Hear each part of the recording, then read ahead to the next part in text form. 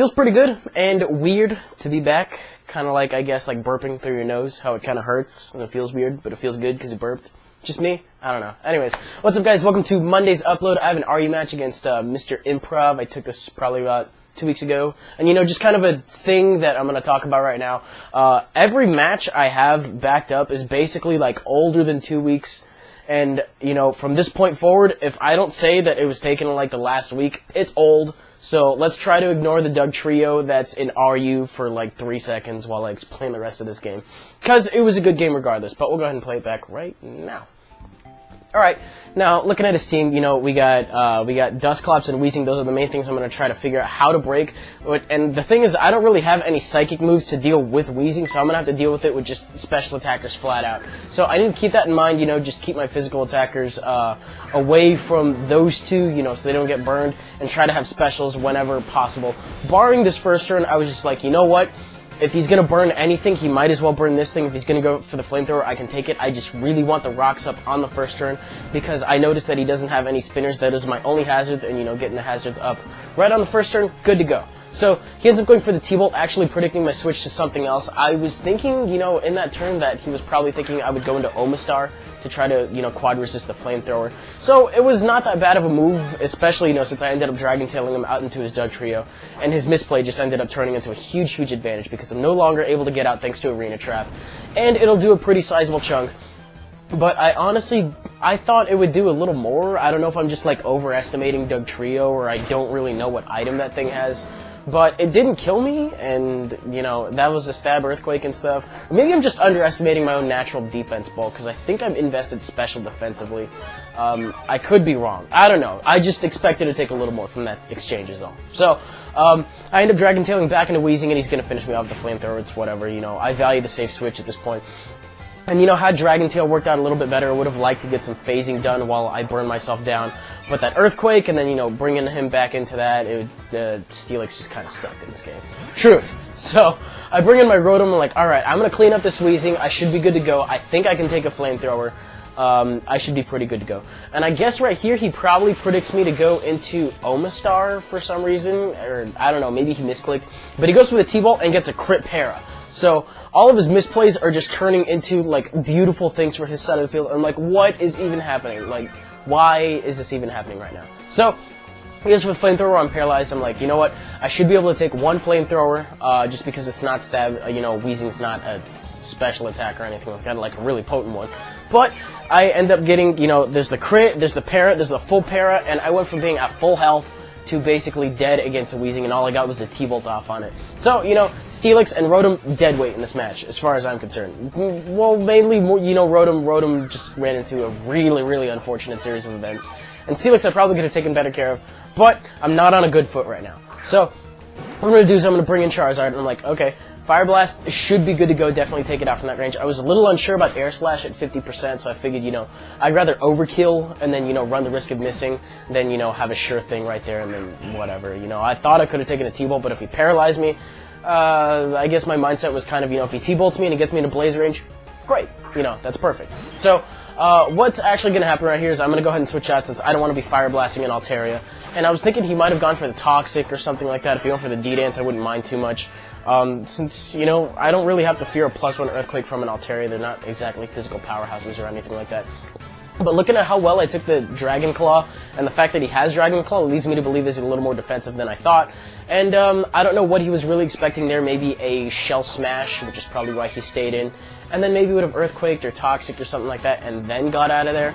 But, I don't know. Point is, I take him out with an Ice Beam, and that's one less Altaria I gotta worry about. Now, he's actually brought a Technician Mr. Mime to this game, which is something I've seen, and it looks really cool on paper, especially for this reason, because Charge Beam actually gets boosted by Technician. So it goes from what is it, like 55 or 60, and then it goes up, you know, thanks to Technician. It is in Technician boosting range, is what I'm trying to say. It does a really good chunk, and the next one's going to do a little more. So, because of that, I was kind of tempted to Shell Smash right here, but I was like, you know what, I'd rather just get an extra hit off, and then finish it off with something else. So, I go into my Archeops, and I was like, you know what, Archeops, we're just going to go ahead and Earthquake, finish it off. he breaks in Dust Colossus because he actually does want to, he doesn't want to preserve that Mr. Mime for a later date. I guess he just really wants to use it or something. It's named after himself, so why not? But Earthquake's not going to do a hell of a lot, you know, to Dust Noir, and I was like, you know what? I'm going to U-turn out right now because I'm expecting a Will-O-Wisp. I'll U-turn into Charizard to take it. But he makes a smart move. He's going to go for the Shadow Sneak to get some prior damage off before I get out of there. Or, you know, had I gone into Charizard, he would have gotten some damage on that all the same. So that was probably the better thing in both of those situations because my Charizard is not dead and he was probably expecting that. So, oh god, I'm sorry. Anyways, I'm going to go for the Air Slash right now over the Fire Blast.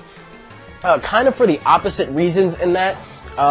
You know, just because Fire Blast does have more power doesn't mean it has more PP. I mean, if I had Flamethrower, I wouldn't have to worry about it. But I'm going for the Air Slash because of pressure. And, you know, if he stalls me out of Fire Blast, like, if I missed, like, I've missed a fucking Air Slash right there. Do you think I would have hit that Fire Blast? Hell no. None of them. None of them. But, I'm going to keep going for Air Slashes and then, you know, just kind of take advantage of this. I can stay in here a while and take hits. I mean, if I want to switch out and switch moves, I'm more than welcome to. But, Air Slash is doing a really good chunk, too, which kind of makes me think that he's probably a little bit more, physically defensive, especially looking at how well he took the Earthquake from earlier. You know, even though it was unstabbed, Archeops is just a fucking powerhouse. So, I'm now officially in Blaze range. I think, what is that, 90, 290? I think I'm in Blaze. Looks like I'm in Blaze, but I'm gonna stay in, and I was like, you know what, I can finish him off with an Air Slash, but he gets a very, very inopportune critical hit right there, and there's just hacks everywhere. Like, what is happening? So, fortunately, I do still have my Flying Gem on Archeops, so what I'm going to do is I'm just going to go ahead and use it now. Not really anything else I want to do. I was like, maybe Gallade is another option, and I could go in and Night Slash, but he would Shadow Sneak me, and then that's damage I don't really need to take. Looking at it, too, it didn't really look like Shadow Sneak would have brought me down all the way. It was close, but, you know, two Acrobatics probably would have done the job. So, right now I'm going to go for the U-turn, and Archeops does actually end up getting 2 kills in a row, which is pretty awesome. I love Archeops. I really do. But, what do we got right now? I got Gallade, and then we have my Curtain, which is kind of putting this thing on me right here. I just kind of noticed this right now. But, anyway, in comes the Dugtrio. I'm pretty sure I can take a hit, especially if he misclicks or, you know, just misgauges something. I was like, you know what? Night Slash is not going to end up killing me, but Earthquake actually stood a really good chance, looking at how much damage that was, especially since Earthquake would have brought it up to over double the power. That probably would have killed me. So, if it didn't, then I would have been really low, would have taken him out with the Leaf Blade, would have been a double down. But because that ended up happening, he actually told me afterwards that this Braviary is a, I think this is like a max HP, max attack set. This is like a bulk up set.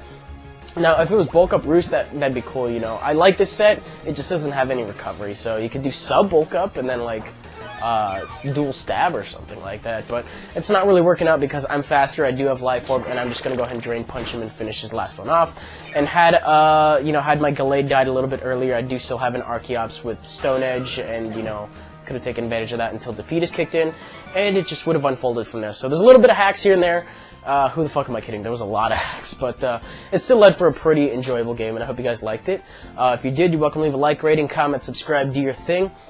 And that will do it out of me. I actually woke up pretty... Who the fuck am I kidding? Pretty early. I woke up past noon.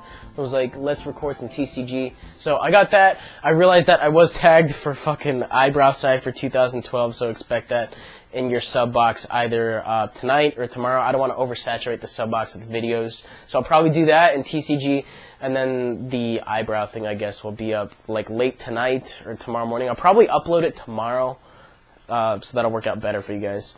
So yeah, I got some content coming your guys' way. Feels good to be back.